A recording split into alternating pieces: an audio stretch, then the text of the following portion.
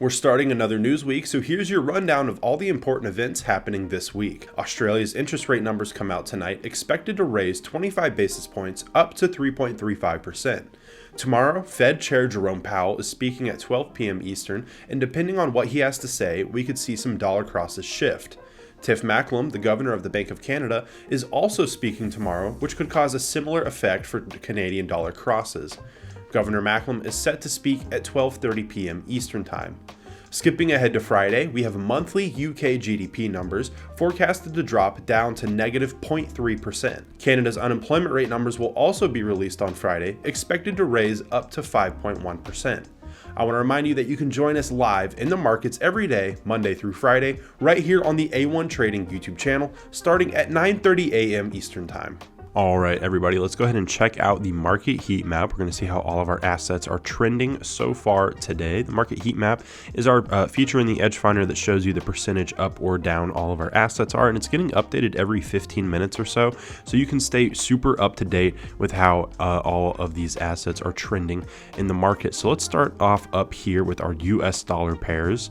USD JPY is our biggest mover to the upside so far today when it comes to our US pairs, up 1.2% on the day so far.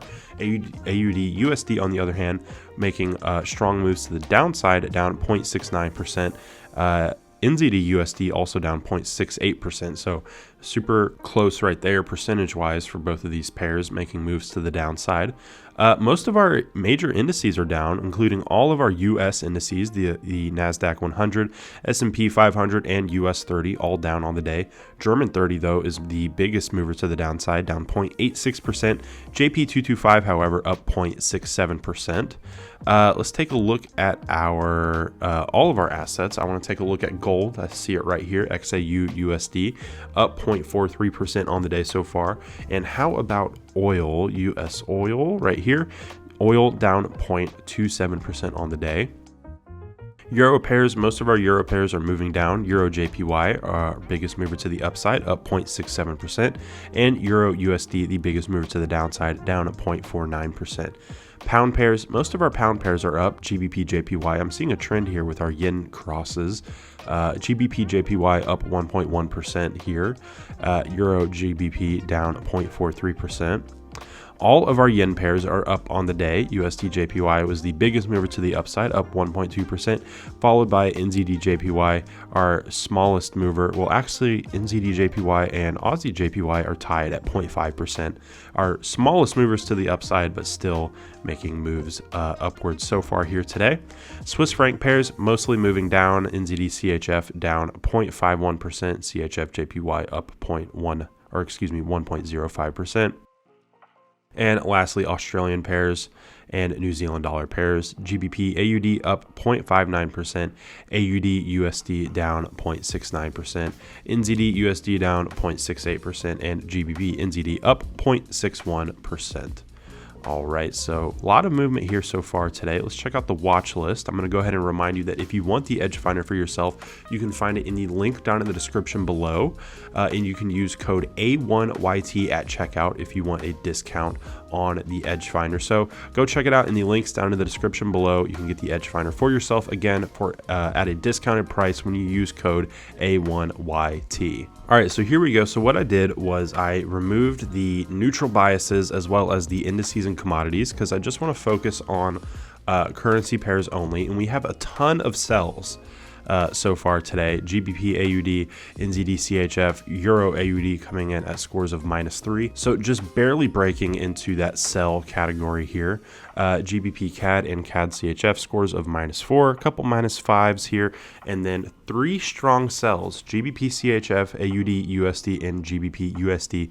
GBP USD, by the way, with a score of -10, the absolute highest or lowest, if that's how you want to look at it, score that the Edge Finder can give out, a +10 or -10 score here. Our buys, on the other hand, we have two strong buys, USD ZAR and CHF JPY, both with scores of +6, so just barely coming in here as strong buys. But of course, I want to check out GBP USD because it has such a strong sell score. So let's go ahead and jump into our GBP USD page. Here we are.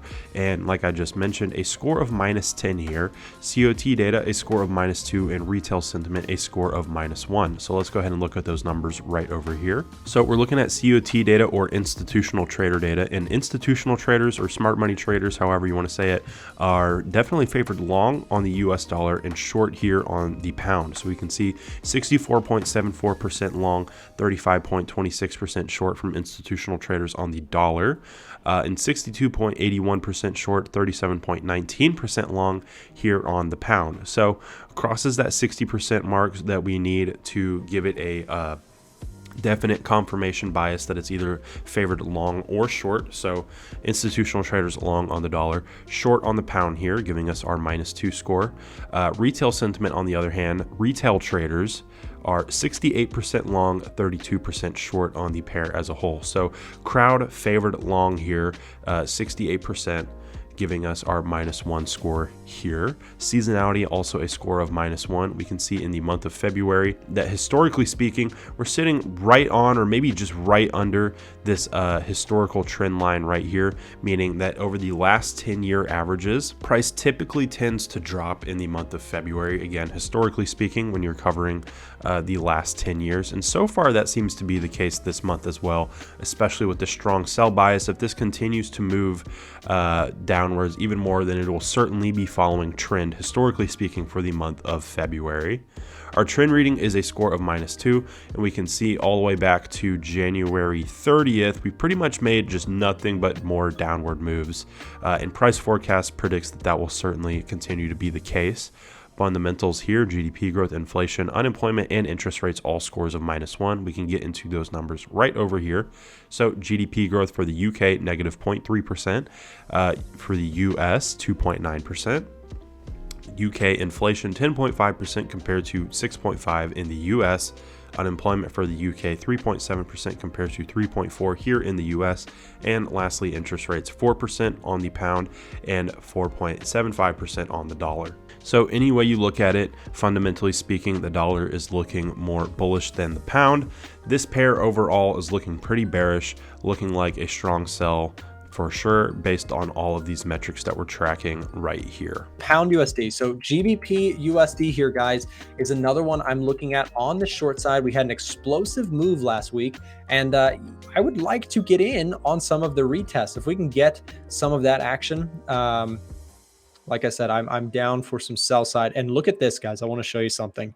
The pound USD, beautiful 61.8% retracement. That looks very, very good for a possible sell. If you get this sort of squeeze back up, if price comes up in there, I'm going to probably take a look at the short side. Yes, that is a bit of a ways away, but the market is very volatile these days, and those setups can come and go very, very quickly. So make sure to stick around. We're going to be doing these streams and giving you guys coverage. So I want to show you pound USD also getting a -10 on the edge finder. That is the absolute highest minus reading you can get.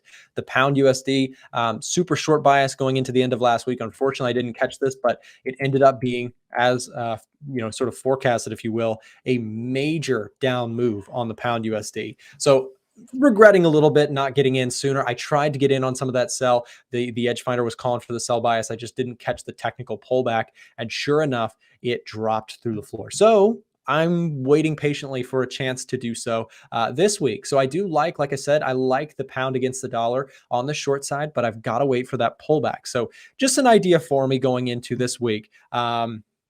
Not looking to buy this thing. I think that this thing is very sell heavy. Again, every indicator that we pay attention to on the edge finder is telling us that this thing is short biased. That doesn't mean that it can't go up. It just means that all of these different factors are suggesting, hey, this is more bearish than bullish. Let's walk through it because this is a case and point study of the edge finder and how it can help find better trades. As I go through this, if you guys would like to try out the edge finder for free, we do have free trials available. I'm going to have my team drop a link in the chat as we speak about this. If you'd like to check out the edge finder, click this link, fill out the form that's being put in the chat right now for you so that you can try it out. So look at this, -10. What does this -10 mean? Well, COT data, institutional money is long the dollar and short the pound. Okay, that's a pretty clear -2, right? Two factors, long dollar, short pound, very strong bias from institutional money to actually short the pound USD. Well, what about the retail crowd? Well, look at them. They're all in a long trade. This is a case in point, right? Retail sentiment, the crowd is long on this thing. That's a red flag, right? What about seasonality? Seasonality -1. Well, what does that mean? Well, during the month of February, we get a slight decline in the pound USD historically speaking. So we can understand that that would give us a bearish bias. So trend reading, strong downward trend. That's pretty obvious. GDP growth, inflation, unemployment, interest rates, all of the fundamentals favor the dollar over the pound right now, at least the ones that we pay attention to. So this is a pure example of the Edge Finder pointing towards a strong bias on something like pound USD. Then we line up the technicals, beautiful breakouts, pullbacks look like great opportunities to possibly get short on the pound USD, in my personal opinion. If I'm taking this trade, of course, I'm still going to put stops on because, yes, we can still be wrong. This is trading. There's no certainties. But when you stack a bunch of things in your favor, probabilistically speaking, I like that pound USD on the short side. I missed it last week, although it had bias to the downside. I didn't catch the trade, but it shot to the downside. So congrats to Edge Finder traders who were able to catch some of that move. And so again, that's where I'm looking for. I'm looking for the pullback here this week as I have a strong bias to sell the pound USD and continue to put as it gets, the dollar gets strong, it's going to continue putting pressure there. We'll see if that can set up for us this week. That's definitely an interesting one. And something I'm paying attention to now. Make sure you guys check out the links in the description if you need broker recommendations, access to our free Discord, or want to chat with us on Telegram. If you're interested in our trading software, the Edge Finder, you can find that in the description as well. Thanks for watching.